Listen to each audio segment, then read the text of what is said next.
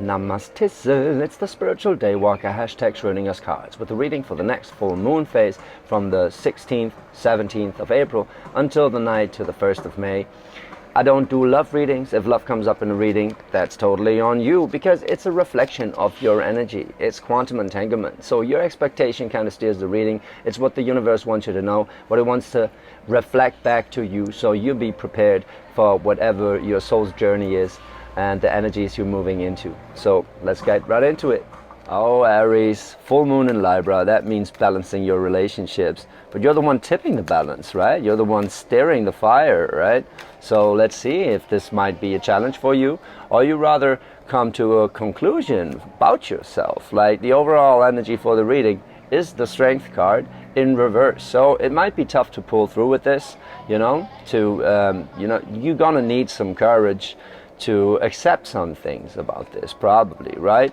And there's a Hierophant in reverse, so yeah, it is about some divine knowledge, that like there's a download coming, and it might feel a little contrary, like it might feel a little tough for your inner being, right, to align with that, because yeah, there's big completion coming. The World card. See, it's all major arcanas up until now. See if there's not even there is some free will. Like, the universe is going to send you on your path the moment you accept it, that there's something changing within you. Like the Hierophant, it's about our values changing, right, along with this cycle coming to completion, sending you on a very determined path towards whatever the fuck it is you want from life, right? So there is your Aries energy in the end. Well, it's a Cancer energy. Nevertheless, this determination speaks Aries to me. But first, you got to balance what's within you, right? Balance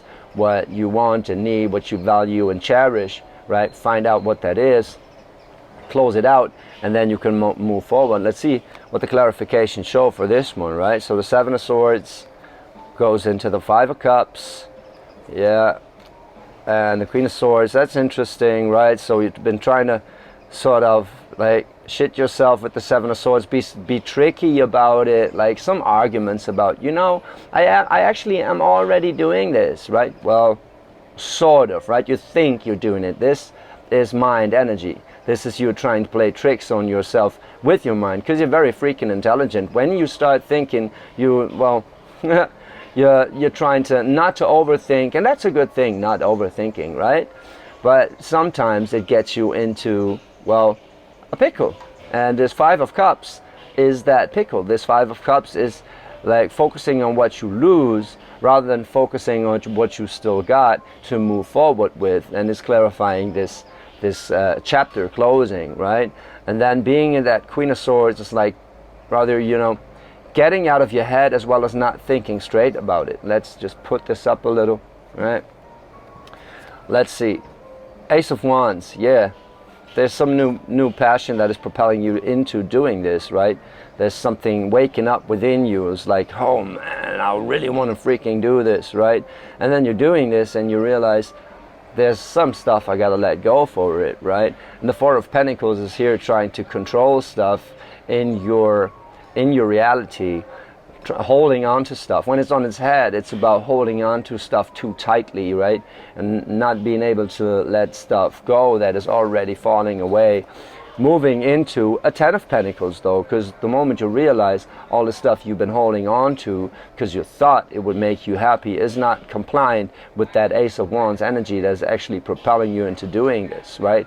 And that's very freaking beautiful that this Four of Pentacles in reverse is closed by the Ten of Pentacles, because the Ten of Pentacles is right in this situation is like realizing that you already got what you wanted and everything else is just clouding it, because when you take away something, you gain focus on everything that's left, and what's left is your Ten of Pentacles right there. So that's very freaking beautiful, right? Yeah, the Queen of Cups, she's feeling it. And then the Empress, she knows that something's up. The Empress, that's divine feminine energy, realizing that that cycle is coming to completion and working with this Five of Cups right here, right? And being able to let go. Like, Empress is beautiful energy to close this chapter off, because you just know you're going into a different phase. Also this Eight of Swords, yeah. The Eight of Swords right here, well, since it's bookending the entire party right here, I think it's in the future trying to hold on to the changes you made in face of difficulty or in face of old patterns, right? Because you made a decision along the way, especially here and like right now in the present, you made that decision to listen to your Empress, to go with this chapter closing, you know, to let those cups fall if they're broken, you know, and move out of holding on to stuff too tightly, and then something in your reality trying to confront you with that. So that Eight of Swords might be an echo of this, but nevertheless you're in the energy of determination with the Chariot right here, so you're very well on your path, right? And the Eight of Swords and the Queen of Swords reversed, they're kind of this echo of some old habits coming back to you, and the universe asking you like, have you really changed? Yeah? Is that really what you want? Okay, good. So this is a chance to prove to yourself that you're able to move on. That's very freaking beautiful. Because that echo comes every time, right? Every time you make a decision, universe be like, okay, how determined are you? This is all about being determined, right? And the Swords is all about, you know, being in your head or getting out of it in that sense, right? And this Ten of Pentacles energy right here, that's actually what you're looking for, what you're striving for, and what you're going to be achieving. You are going to be achieving it. This is like, it sends you directly on that path. And even though you came from struggle right here, because like, this is on its head, right? And it's the overall energy for the entire reading. But since it's on its head and you're coming from stressing about what your values are in the past, and then accepting that change, because this beautiful World card right here is upright.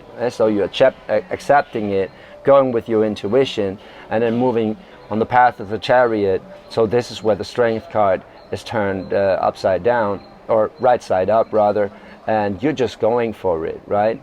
And as an Aries, getting out of your head, that's the easiest thing to do for you, right? Just going for stuff, that's exactly the energy you are, you know, most comfortable with. So you're looking into a bright future, I might say, just, you know, getting your ideas or your feelings you have here rolling finally. So it sounded first like you have a huge challenge, but actually you already had that challenge and you're moving into owning it.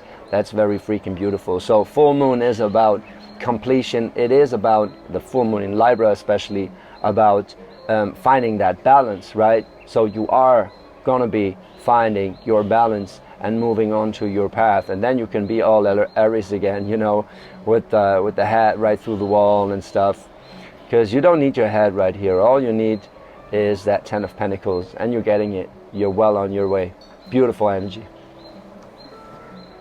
So that's that. I hope you found it enlightening or inspiring, maybe just entertaining. That's what it's here for. If you want to follow me around on Bali, check at the Spiritual Day Walk on Instagram. I do on TikTok a card of the day every day, and my early reflections where I reflect on my spiritual journey right here on Bali.